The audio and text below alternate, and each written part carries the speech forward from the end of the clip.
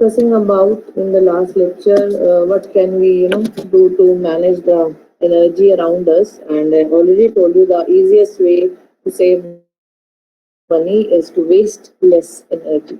Okay, because energy management is very, very important, and for our future generations, for ourselves, we all know that how much it is important to manage our energy resources. So, energy management is actually the process of monitoring, controlling, and conserving energy in building or organization. So, when we are talking about an individual self or an organization, there can be different ways to manage the energy resources. So, energy management is very, very important, and if we live in an organization, we can also look upon various factors where we can manage the energy. Like I have given you the example, like when we are studying in the class and the lecture is off, and if you leave the classroom by the fans are on, the lights are on, and nobody is paying attention on all those things, so we are actually wasting the energy. It is not that it is the thinking should not be like that, it is my duty only. So energy is for the nation, okay, it is for the organization, and it is an individual responsibilities to take care of it. So we can do small things to manage our energy resources. So there is actually a global need to save our energy resources. We all know that there is actually a global need to save the energy resources. We can reduce the damage that which we are doing to our planet earth, and as a human race it is our responsibility to do it. Okay, and it should not be like rather difficult that not thinking about it on a a lower self, that it is not entirely my duty. So whenever we respond we understand everyone's responsibilities, then we are going to work towards it. So it is our duty to save this planet earth, and it makes a good sense to try to make it last. And the second thing, we have discussed a lot about using the fossil fuels a lot in generating the energy resources. We should decrease to do that. First one is to reduce cost, and it is very, very important. The more we save energy, the less cost we have to pay. So this is becoming very, very increasingly important as energy cost rises. So to reduce the cost, we need to reduce the consumption of energy, and controlling also. So wherever we are not needing it, we should save it for the best. And it is not that we are reducing the cost, we are also need to reduce the carbon emissions, because a lot of industries are generating energies, and a lot of pollution is there when we generate electricity and all other things. So if we are using thermal power plant, lot of carbon emission is there, so it is causing an environmental damage. So what we can do as an organization or as an individual, wherever it is not needed, we can switch it off the fans and lights, and or indirect way in an indirect way we are saving the energy. So or indirect way we can say we are reducing the carbon emissions. So we are saving the environment in a large self. To reduce carbon emissions and the environment damage that they cause, and as well as the cost related implications of taxes are there that we have to pay. And it should be the thing is that we are working for a nation indirectly, we are working for a planet earth. Clear? So it is also to reduce the risk. The more energy you consume, the greater the risk that energy price will increase. So the more energy we are consuming, there is a greater risk that the price of this will be keep on increasing. Or supply shortage can affect our profitability also, or even make it impossible for our organization to continue. With energy management, we can reduce the risk by reducing the demand for energy, and also to make it more predictable. So the more energy we save, we are indirectly we are also saving the money.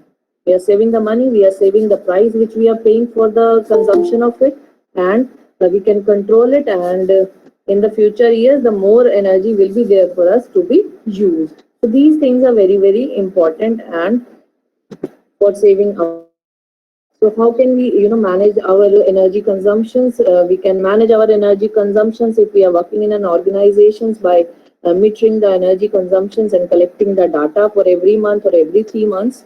Number two, what we can do, we can do the finding and quantifying the opportunities to save the energy. And number three, what we can do, we can also target the opportunity to save energy and tracking our progress at saving the energy. So doing small things by analyzing the data and consumption and collecting the data, we can see that how much energy we are using in a month or two, and after finding the ways where we can save that energy, so we can best manage our energy consumptions. There are various energy saving tips are there and simple techniques are there that can reduce a company's energy consumption and lower its cost and advance our conservation goals. So there are many simple techniques that we can use to reduce the energy consumption and achieve our lower cost goals. So when we see about the lightning that we can use, these CFL bulbs are there, LED bulbs are there, and they are much more, approximately 4 times as efficient as our old bulb systems, and they also they work for a longer time, and approximately the life of these lighting CFL bulbs are very much. And for outdoor lights, we can use a timer, we can use a photoelectric bells are there, photoelectric cells are there, which gets automatically turned off by when they are not in use. And for indoor lights, we can adjust the according to our needs. And in the daytime, it is not needed. We can use the space of our home where there is a sufficient light is coming. And so there are so many things. And we can take the advantage of the natural light by placing, work areas near the windows. We can install occupancy sensors, so lights go, automatically switched off in unoccupied rooms. So such sensors are also available these days. So we can install that occupancy sensors if we can. So the lights, they go automatically off in an unoccupied rooms where nobody is there. So there are so many things where we can save the energy, and we can find out like the ways to save the energy basically. Now motors, see our industry, everywhere industry we are using different sort of motors. So when we are purchasing a new motor, always choose the energy efficient which we can afford also. And these premium efficiency motors, they cost around 20% more than the normal motors, but they have a relatively short payback to offset these costs. So they work for long, and if we talk about that, they do not they can be expensive, but they work for a long time. So motors that are oversized and when they power and use less horsepower than the motor that is producing. So select a lower power motor and that operate at a higher load factor, and it gives optimal efficiency to justify the motor replacement also. So we can choose such kind of motor. Either we are going for automobile, buying a new automobile or a new car or a new. We always go for look for a efficiency. Okay, the power which it is generating. So optimize transmission efficiency by using synchronous belts instead of V belts. V belts basically which are there in the motors, they slip and they deteriorate the efficiency at higher loads. So we can use such kind of belt system in the motors that has optimum transmission efficiency is there. So and we can also look upon the variable speed drive motor system instead of our traditional motors when loads are their loads vary significantly over the course of daily use. Speed drive motor system are much more efficient as compared to our traditional motors. So such kind of small things they can be looked upon, and we can look upon these things to save the energy. Then comes the compressed air units. These compressed air cost can be decreased by analyzing the compressed operation and reducing the leaks in this. And the compressors engaged with the controls to optimize the performances. Smaller compressors can be used to operate during unoccupied periods wherever they are being used in the industry, and implement a company-wide compressed air management policies to eliminate unnecessary uses and leakage and synchronize it to use it with the supply and demand. So we can use such kind of compressed air motors by analyzing its operation and reducing its leakage.